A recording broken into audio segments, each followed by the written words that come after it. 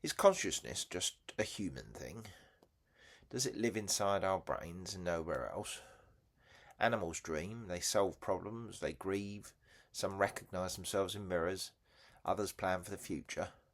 The boundary between conscious and unconscious life starts to blur. Every line we draw seems to fall apart under scrutiny. So if consciousness isn't uniquely human, where exactly does it stop? Physics, Consciousness and Reality, Dickie Dredd, Nigel Adams. And this is part 26 in the video series, chapter 3, Consciousness at the Frontier. And we're on section 23, Consciousness Beyond the Human. So far we've spoken about consciousness as if it were mainly a human puzzle. But the question cannot be kept inside our own skulls. If consciousness is awareness or the sense of what it is like to be, then we need to ask where it begins and where it ends. Do other animals share it? Do plants? Does life itself carry some flicker of experience? In the animal kingdom, the case for consciousness is strongest in mammals and birds. Their nervous systems are complex. They show behaviours that suggest memory, planning, and even empathy. Dogs dream. Crows solve puzzles. Elephants mourn their dead. In 2012, the Cambridge Declaration on Consciousness, signed by leading neuroscientists, stated that many non-human animals possess the neural substrates for consciousness. That doesn't mean their experience is identical to ours, but it does mean there is something it is like to be them. But where do you draw the line? Fish respond to painkillers, octopuses escape from aquaria and play with objects, even bees can learn concepts like same and different. Each of these cases challenges the idea that consciousness is a human monopoly. The difficulty is that behaviour can be explained by mechanistic ways too, reflexes, algorithms, evolutionary tricks. We cannot step inside a bee's world any more than a bee can step inside ours. Plants push the debate even further. They lack neurons, but they do sense, communicate and adapt. Roots grow towards water, leaves adjust to light. Some flowers track the sun.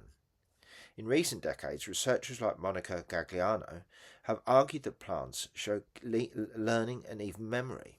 Pea seedlings conditioned to expect airflow paired with light, for example. Critics counter that these are complex chemical responses, not evidence of awareness.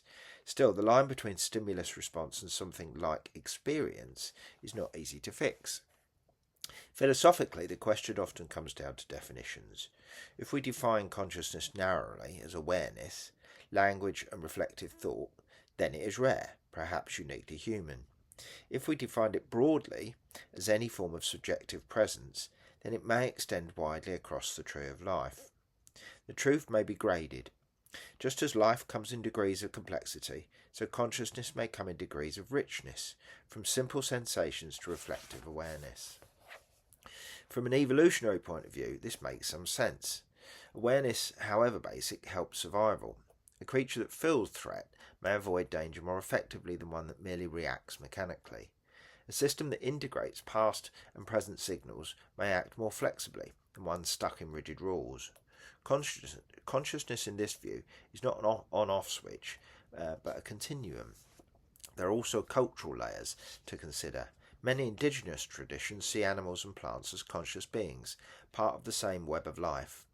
The Western scientific lens is more cautious, but in striking that some of its latest findings echo what traditional worldviews long held. The difference between human and animal plant minds may be more of scale than kind. For our journey, this matters because it pushes the question of consciousness beyond the human frame. If it is not confined to our brains, then perhaps it is not merely a trick of neural networks at all. Perhaps consciousness is woven more deeply into life, maybe, as some physicists are now suggesting, even into the fabric of reality itself. So the idea that consciousness belongs exclusively to humans is becoming increasingly difficult to defend. Awareness may not be rare exception in nature, but something that appears in many forms and degrees, which means the problem isn't whether animals or plants are conscious, it might be whether we've misunderstood consciousness itself. Are we discovering consciousness in nature or simply recognizing something that was always there? Okay, next up, we're still in Chapter 3, Consciousness at the Frontier, and we're on section 24, but what is life?